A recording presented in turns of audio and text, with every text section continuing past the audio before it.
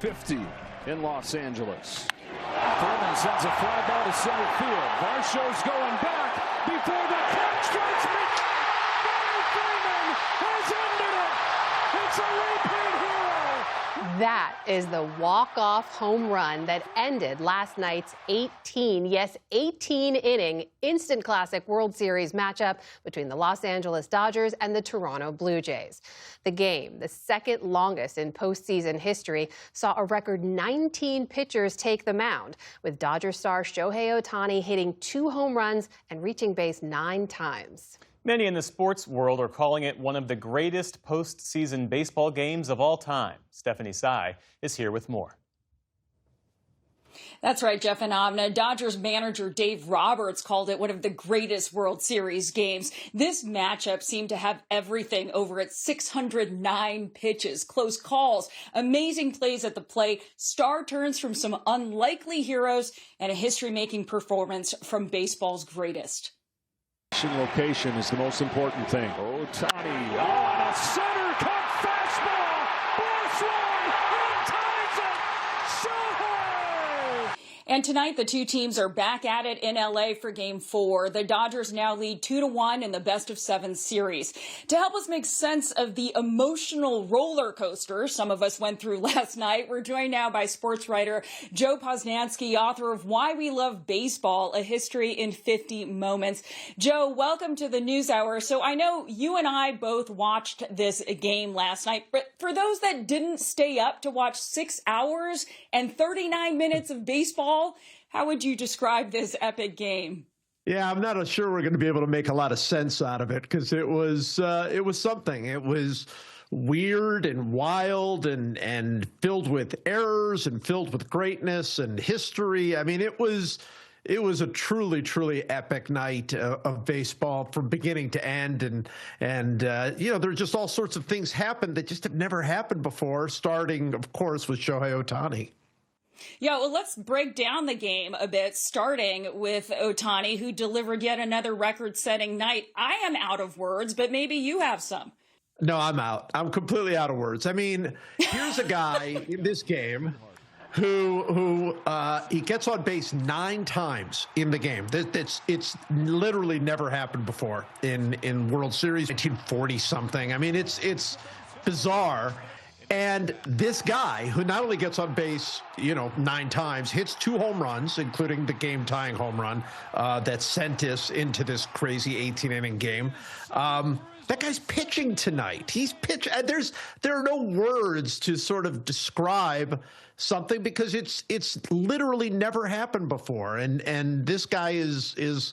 I think it's just very clear he's the greatest baseball player who's ever lived. And now he's so good that, for most of that game, they wouldn't even pitch to him. They intentionally walked him 4 times, sort of unintentionally, but intentionally walked him another time. They are very clear in saying that they might not pitch to him ever again in this entire season. I mean, this is something we haven't seen before. I got to ask about this intentional walk strategy from the Blue Jays. Are you saying, Joe, that it is possible for the rest of this series we do not get to see Shohei Ohtani back at bat? And how is that even a thing?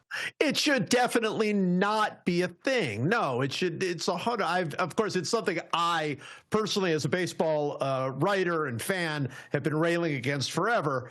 But this is how good this guy is. I mean, honestly, Blue Jays fans this morning were not saying, hey, we walked Shohei Ohtani too much. They were saying we walked him too little because they gave up the 2 home runs.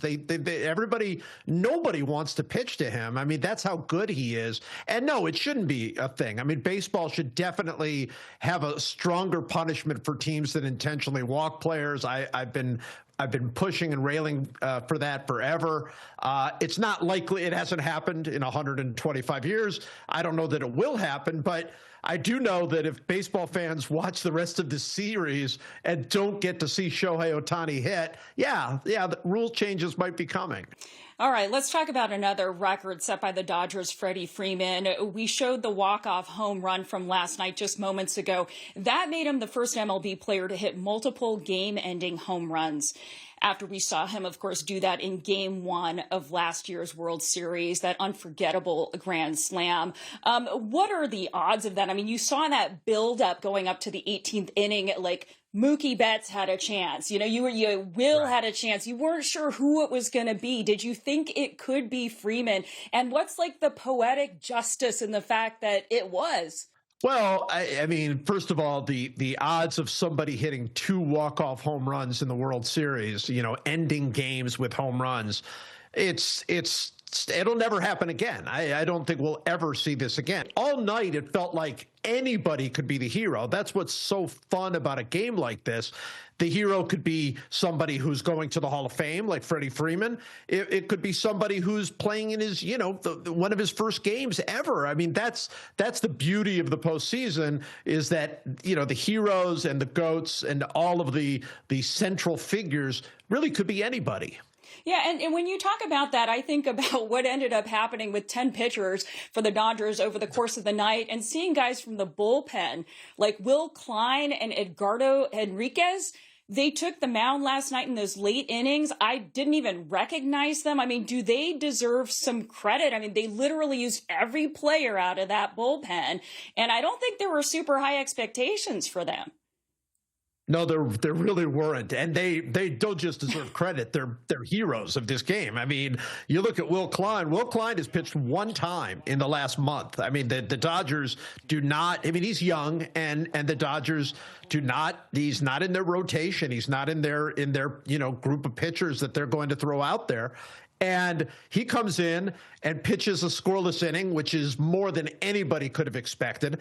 Then he pitches a second scoreless inning. Then he pitches a third scoreless inning. And then he pitches a fourth. He actually ends up winning the game.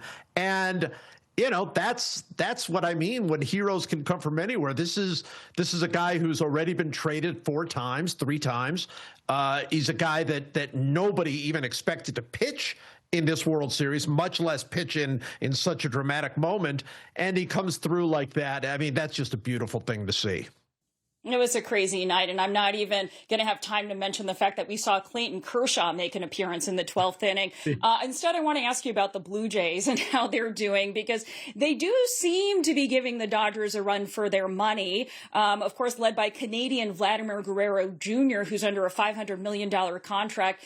What props, if any, would you give to him for getting the Blue Jays to this point? And going into tonight's game, Game 4, do you see any opportunities for the Blue Jays to change the momentum? Well, there are plenty of opportunities. There really are. I mean, it's so easy to get caught up in the moment. 18 innings, you lose such a heartbreaking game, momentum, all of those things. But the reality is, if they win, this series is locked up at 2. The series is definitely going to go back to Toronto.